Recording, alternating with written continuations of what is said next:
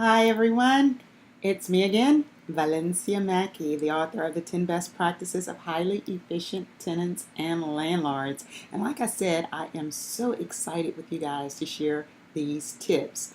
On another note, I hope that you have already put best practice number 1, number 2, and best practice number 3 and 4 into place because I want you to have a successful lease tenure.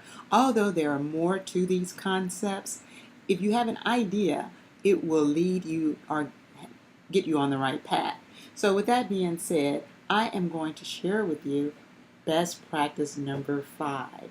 And best practice number 5, it is very, very important when it comes to your base rent and your operating expenses.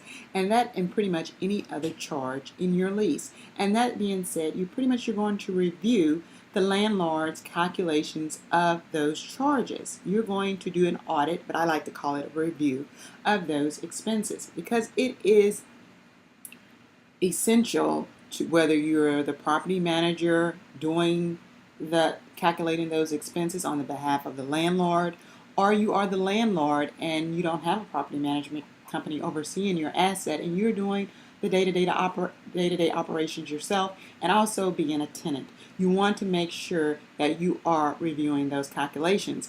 A lot of people like to, as far as to being a landlord, when a tenant comes in and they said they want to review your calculations of their expenses, they get kind of offensive and think that the tenant wants to find something out.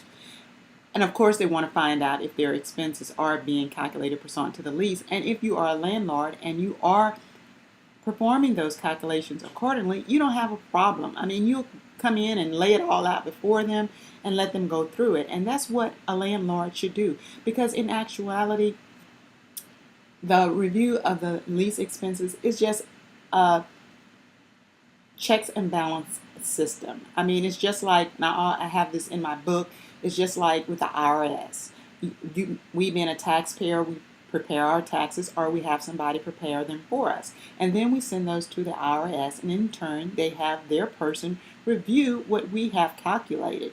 And in the event there is a discrepancy or something they don't understand, they contact us, send us a letter and say, could you provide this information so we can confirm that your calculations are accurate. Or they may say, look, we really truly can't see the backup what you have provided us. We need to come in and do an actual review or an audit of how you came about these charges, looking at your paperwork for ourselves.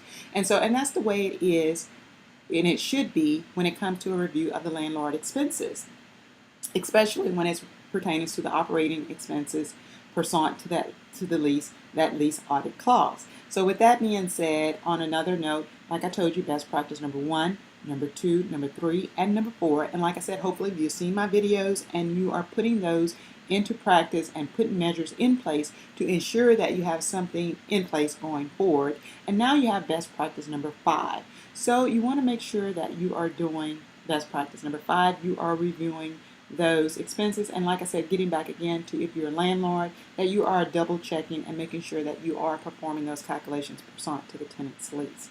With that being said, that's best practice number 5. Tenants and landlords, you are going to audit or review the landlord calculations of expenses.